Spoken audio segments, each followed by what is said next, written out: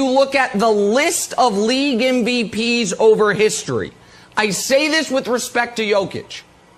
Historically speaking, he would be the worst one we've had in 35 years. I took my time to do research, study, care about league MVP for 70 years of NBA history. And now it's just a thing.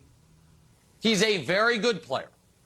He also won one of the weakest MVPs we've ever seen. It's outrageous. The whining is outrageous. Nick Wright made a big mistake the second he used Michael Jordan as the example of what real greatness looks like in a game that did not matter. That is where this whole thing starts. He told a story about being a kid, going to see the Bulls play the Knicks in the last game of the regular season, and even though the standings were already set, Michael Jordan still played 38 minutes and Patrick Ewing still played 40. Nick used that moment to praise the older NBA. He used it to say players cared more back then. He used it to say the league had more pride back then. And the second he said all that, he created a standard. He may not have meant to, but he did. And once that standard was out there, people were always going to turn around and ask one simple question. If that is the rule, then why does it not apply to LeBron too? That is why this hit so hard online. It was not because someone twisted Nick Wright's words. It was not because people clipped him out of context. It was not because some rival analyst came in and made up a fake angle.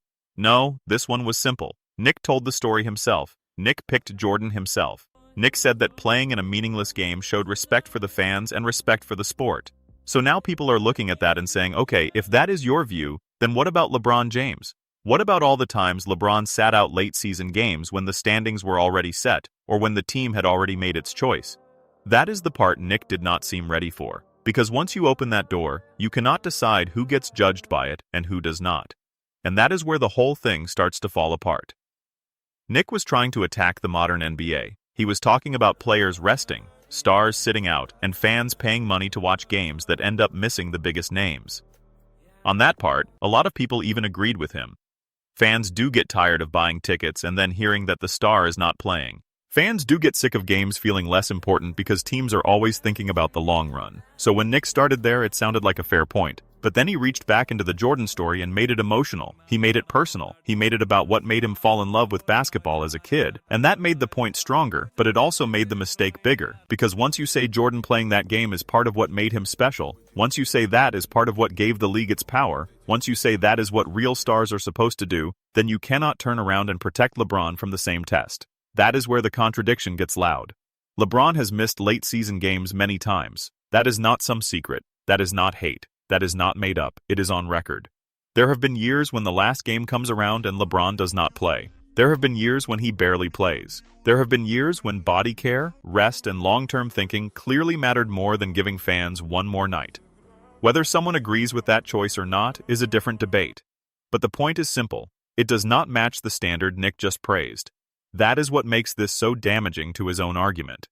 Nick did not just say Jordan was better in that one moment. He used Jordan's choice as proof of a bigger truth. He used it to say the old league cared more. He used it to say the old stars respected the game more. He used it to say the current league has become weak in this area. But who has been the biggest face of this current era? Who has been the center of the NBA for almost 20 years? It has been LeBron James. So even if Nick did not mean for it to go there, it goes there anyway. If you say this era has a problem, and if LeBron has been the face of this era, then he cannot be outside the conversation.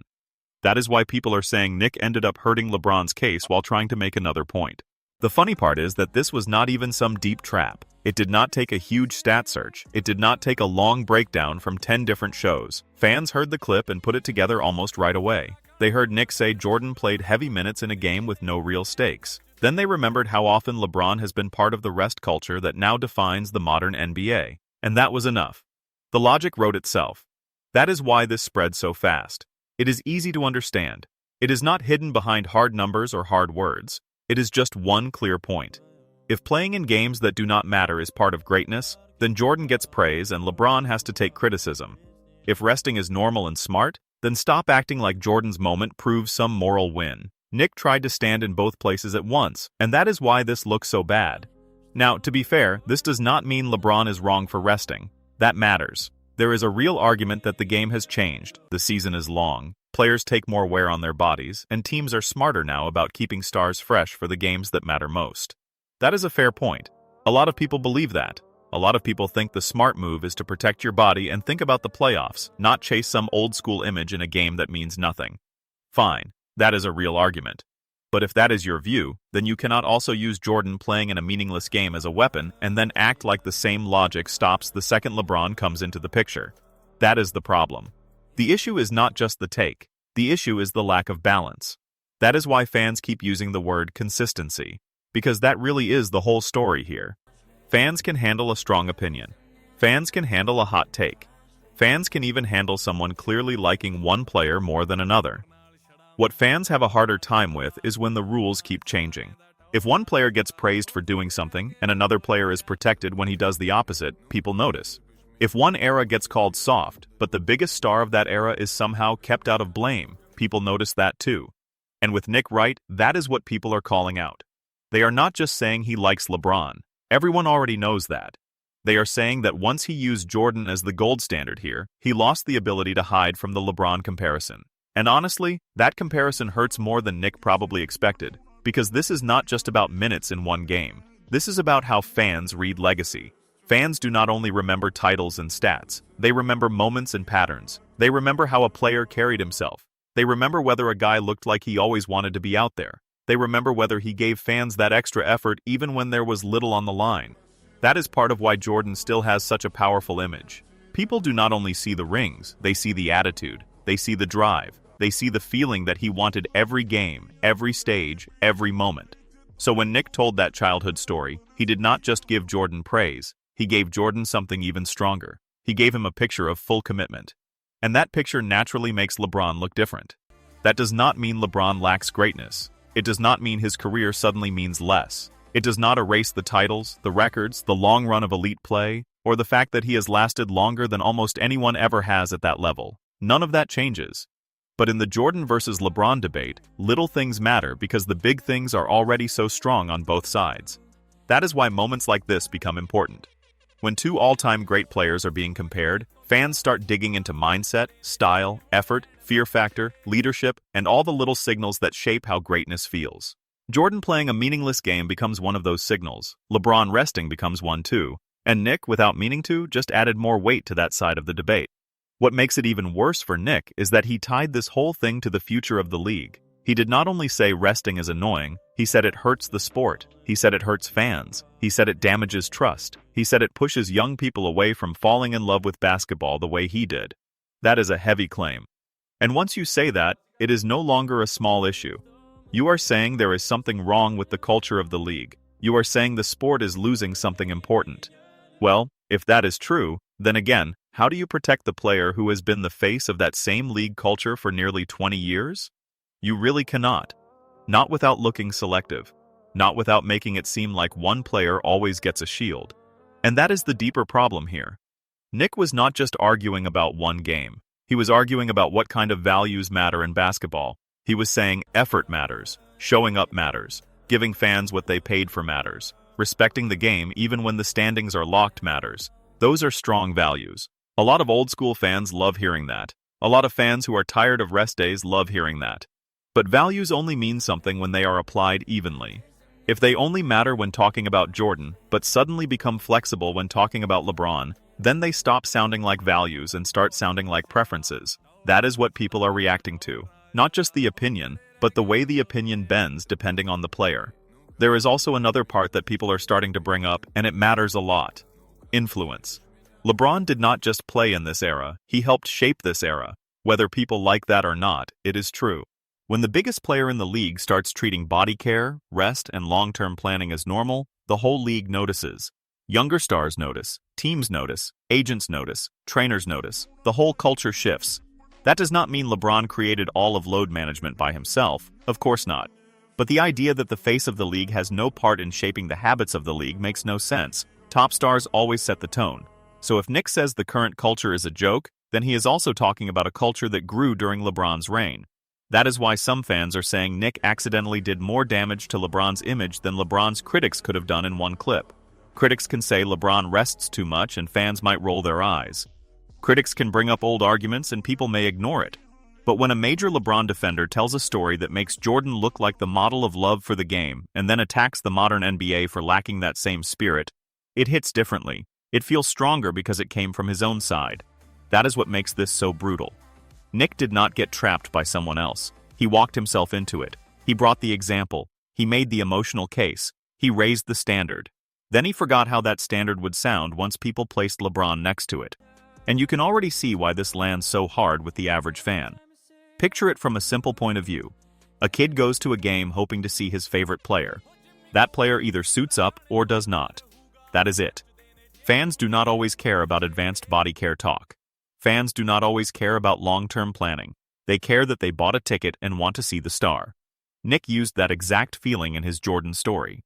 He basically said, as a kid, he got to see the star, and that moment stayed with him forever.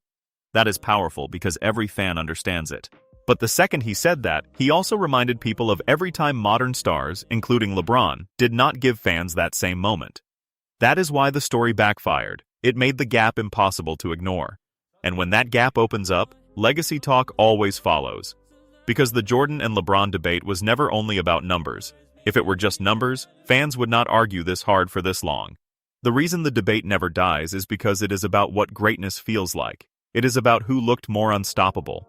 It is about who carried a stronger image of total control, total drive, total fear. It is about who gave fans the sense that nothing mattered more than winning and competing every single night. Jordan supporters already believe he owns that image. So when Nick gave them a real-life story about Jordan playing 38 minutes in a dead game and then used that as proof of a better era, he gave those supporters more fuel. He gave them a clean, easy example they can hold on to. That is why this is more than just a bad segment. It touches the biggest debate in basketball. It gives Jordan fans another way to frame the argument. They can now say, even Nick Wright, one of LeBron's biggest defenders, told a story that shows Jordan had a mindset that today's stars, including LeBron, do not always match. That is tough to answer, not because it proves everything, but because it feels real. It feels human.